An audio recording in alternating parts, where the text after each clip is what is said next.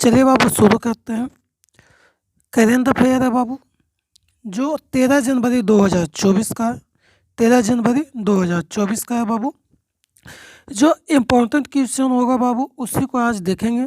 ठीक है, अभी तक हमारे चैनल को सब्सक्राइब ना किए हैं बाबू तो सब्सक्राइब कर ले ताकि आने वाले वीडियो आप तक पहुंच जाए। ठीक है, सब्सक्राइब अभी कर ले बाबू, सब्सक्राइब जो है बाबू अभी कर ले। देखिए बहुत मेहनत करते हैं बाबू, इस कारण बोलते हैं कि सब्सक्राइब कर लीजिए अभी। ठीक है, ताकि मेरा वीडियो आप तक पहुंच जाए। देखिए क्वेश्चन नंबर पहला है बाबू, बोलता है हाल ही में राष्ट्रीय युवा दिवस कब मनाया गया।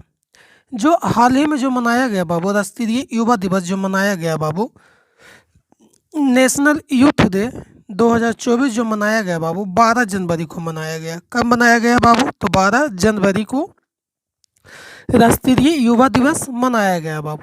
ठीक है, जो स्वामी जो विवेकानंद थे बाबू, स्वामी विवेकानंद थे, उन्हीं के जयंती के मौके पर जब उनका जन्मदिन हुआ था, उन्हीं के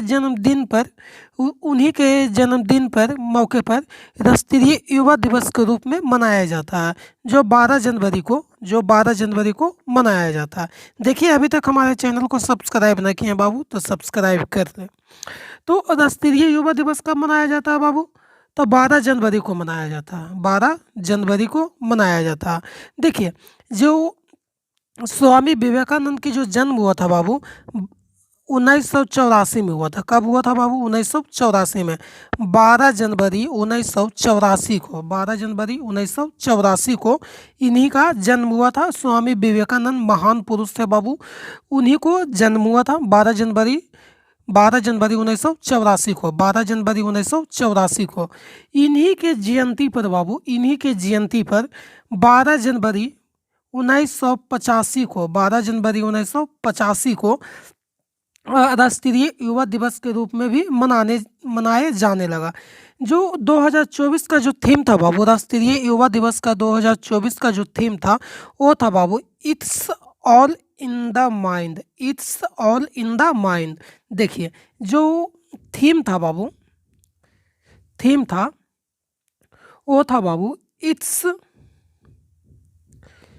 all in the mind, in the mind. यदि हमसे कोई क्वेश्चन पूछेगा बाबू कि राष्ट्रीय युवा दिवस का जो 2024 का जो थीम है वो क्या था, तो it's all in the mind. चलिए आगे देखते हैं बाबू। क्वेश्चन नंबर 2 में बोलता हाल ही में सबसे लंबी सोलर लाइट स्थापना का विश्व रिकॉर्ड कहाँ बना है? ये जो बना है बाबू अयोध्या में बना है। कहाँ बना है बाबू? अयोध्या में बना है। जो वहाँ का योगी आदित्य, जो वहाँ का चीफ मिनिस्टर है बाबू, जो यूपी का जो चीफ मिनिस्टर है योगी आदित्यनाथ ने अयोध्या शहर में सोलर एनर्जी से चलने वाली स्ट्रीट लाइट की सबसे लंबी लाइन स्थापित करने का विश्व रिकॉर्ड बनाने का रिकॉर्ड शामिल किया है। वर्तमान में ये जो रिकॉर्ड है बाबू अभी वर्तमान में बाबू मलहम सऊदी अरब के पास है, लेकिन दिसंबर 2021 में 9.7 किलोमीटर में 468 सोलर लाइट को लाइन अप करने का उन्होंने यह रिकॉर्ड बनाया था। अब जो कहाँ बना है बाबू? अयोध्या में। कहाँ बना है बाबू? अयोध्या में जो है सोलर लाइट लाइन का नया विश्व रिकॉर्ड बनाया गया है। ठीक है, चलिए आगे देखते हैं। क्वेश्चन नंबर 3 में बोलता हाल ही में हुंडई और IIT मद्रास कहाँ हाइड्रोजन इनोवेशन वैली स्थापित करेंगे?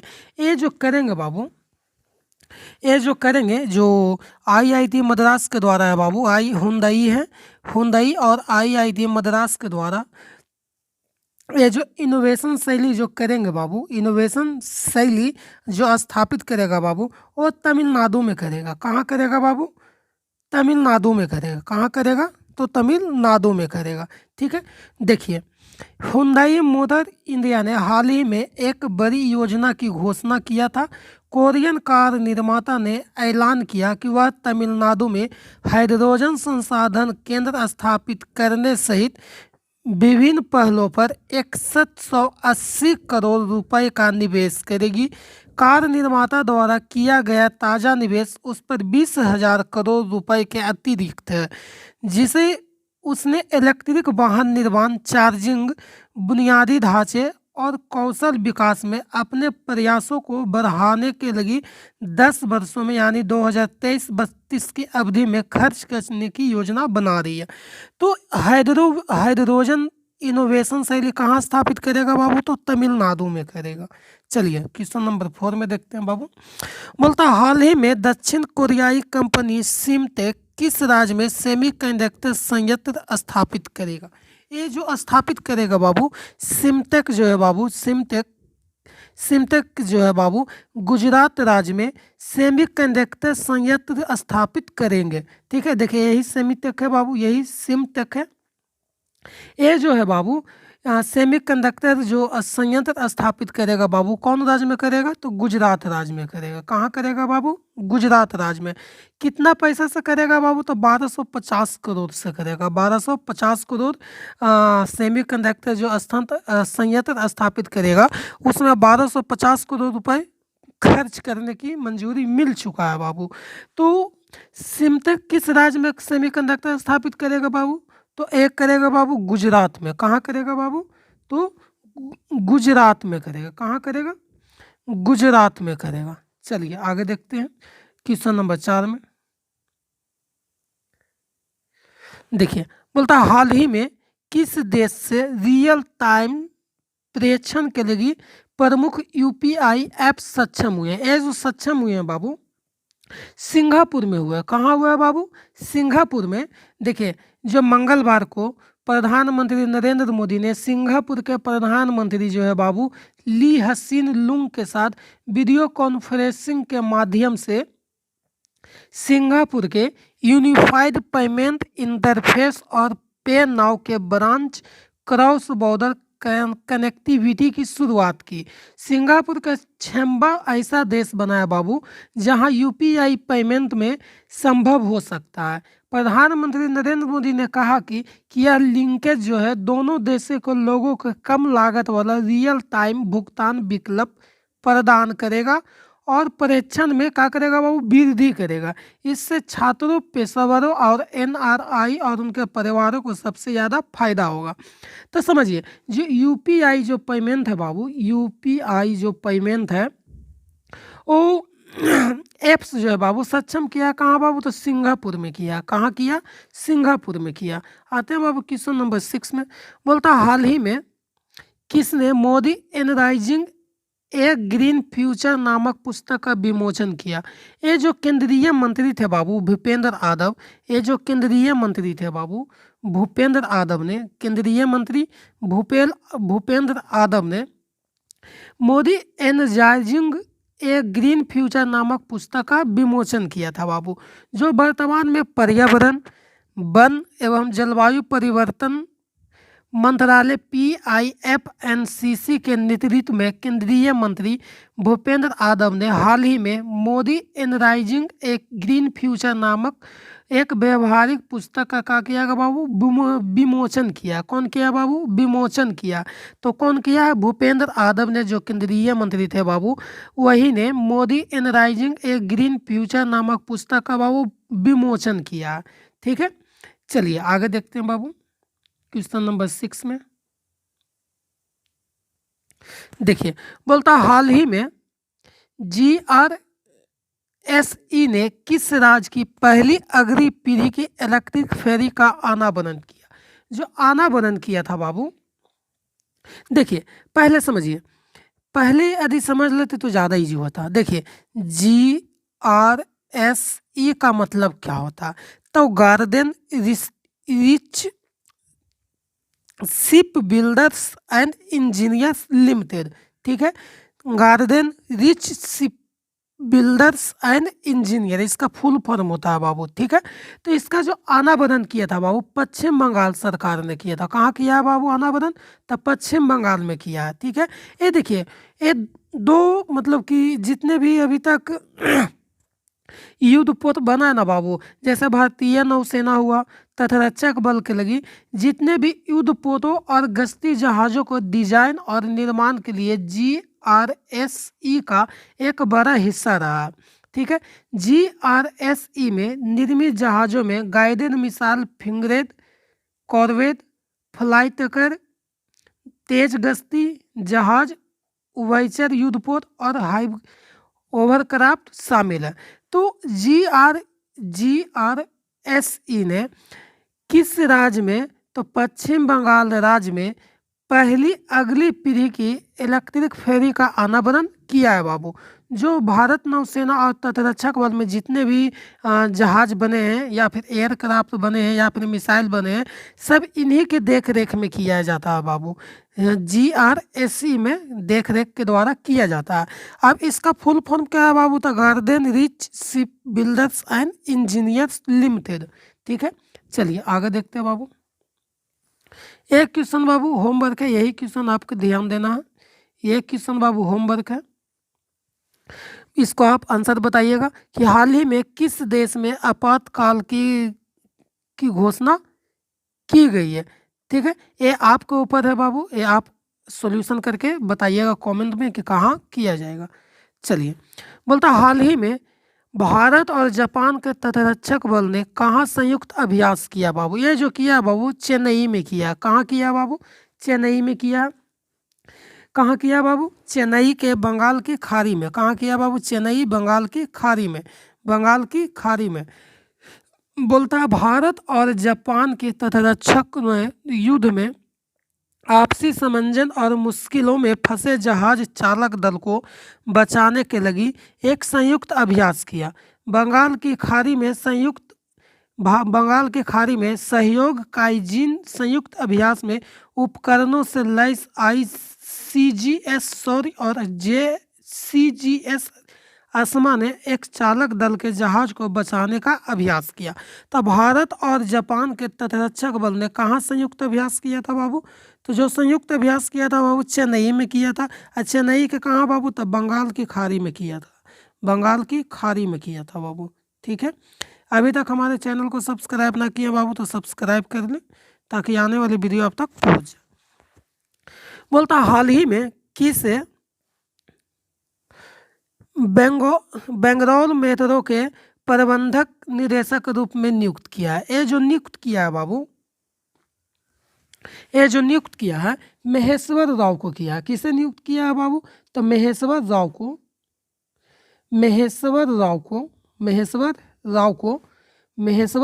को बेंगलुरु मेट्रो का प्रबंधक निदेशक के रूप में नियुक्त किया गया। तो किन्हें नियुक्त किया गया बाबू, तो महेश्वर राव को बेंगलुरु मेट्रो का प्रबंध निदेशक के रूप में नियुक्त किया गया। यदि महेश्वर राव के बारे में जानकारी थोड़ा सा देख लेते हैं बाबू।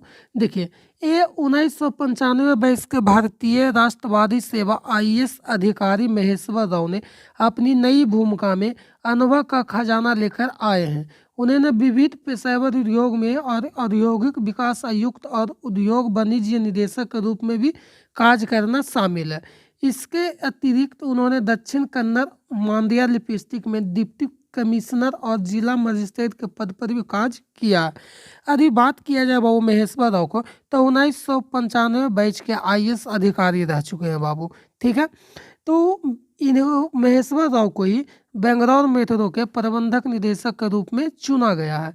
चलिए आगे देखते हैं बाबू।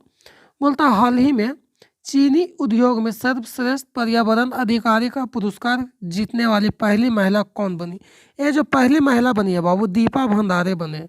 कौन बने बाबू पहली महिला, तो दीपा भंडारे बने, यही है दीपा भंडारे। दीपा भंडारे ने चीनी उद्योग में सर्वश्रेष्ठ पर्यावरण अधिकारी का पुरस्कार जीतने वाली पहली महिला बनी है। देखिए, दीपा भंडारे ने चीनी उद्योग की लंबी विरासत में सर्वश्रेष्ठ पर्यावरण अधिकारी पुरस्कार जीतने वाली पहली महिला बनकर इतिहास रच दिया है बाबू। ठीक है, तो पहली जो चीनी उद्योग में सर्वश्रेष्ठ पर्यावरण अधिकारी का पुरस्कार जीतने वाली पहली महिला कौन बनी बाबू, तब दीपा भंडारे। देखिए यही है बाबू दीपा भंडारे ने ही चीनी उद्योग में सर्वश्रेष्ठ पर्यावरण अधिकारी का पुरस्कार जीतने वाली पहली भारतीय महिला बनी है। चलिए आगे देखते हैं। हाल ही में किस राज्य के मुख्यमंत्री ने मलकानगिरी हवाई अड्डे का उद्घाटन किया? ये जो उद्घाटन किया था बाबू, उड़ीसा का जो चीफ मिनिस्टर थे बाबू, उड़ीसा का जो चीफ मिनिस्टर थे नवीन पटनायक ने हाल ही में मलकानगिरी हवाई अड्डे का उद्घाटन किया था बाबू। देखिए यही है बाबू, यही है बाबू नवीन पटनायक, यही है बाबू नवीन पटनायक ने मलकानगिरी हवाई अड्डे का उड़ीसा में क्या किया बाबू? उद्घाटन किया। अभी तक हमारे चैनल को सब्सक्राइब ना किया बाबू तो सब्सक्राइब कर लीजिए ताकि आने वाला वीडियो आप तक पहुंच जाए। इसका जो रनवे है ना बाबू, इसका जो रनवे है 1620 मीटर लंबा है। कितना बाबू? 1620 मीटर लंबा है और 1620 मीटर लंबा और 30 मीटर चौड़ा। 30 मीटर क्या है बाबू? चौड़ा। तो हाल ही में उड़ीसा के जो मुख्यमंत्री थे बाबू नवीन पटनायक ने मलकानगिरी हवाई अड्डे का क्या किया बाबू? उद्घाटन किए हैं। चलिए आगे देखते हैं। हाल ही में किसे यूपीएससी के सदस्य के रूप में नियुक्त किया गया है? ये जो किए गए हैं बाबू सीलवर्धन सिंह को। देखिए यही है बाबू सीलवर्धन सिंह, यही है सीलवर्धन सिंह। और सीलवर्धन सिंह को ना यूपीएससी के सदस्य के रूप में नियुक्त किया गया है। किन्हें बाबू? तो सीलवर्धन सिंह को। हाल ही में ये जो पहले जो है बाबू, ये CISF का सीलवर्धन सिंह जो है बाबू CISF का पूर्व निदेशक भी रह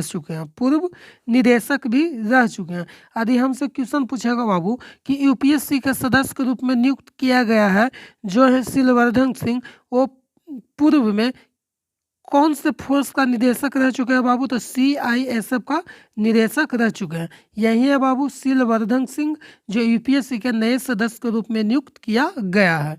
चलिए आगे देखते हैं। बोलता हाल ही में DRDO ने नई पीढ़ी की अवकाश मिसाइलों का सफल परीक्षण कहाँ किया?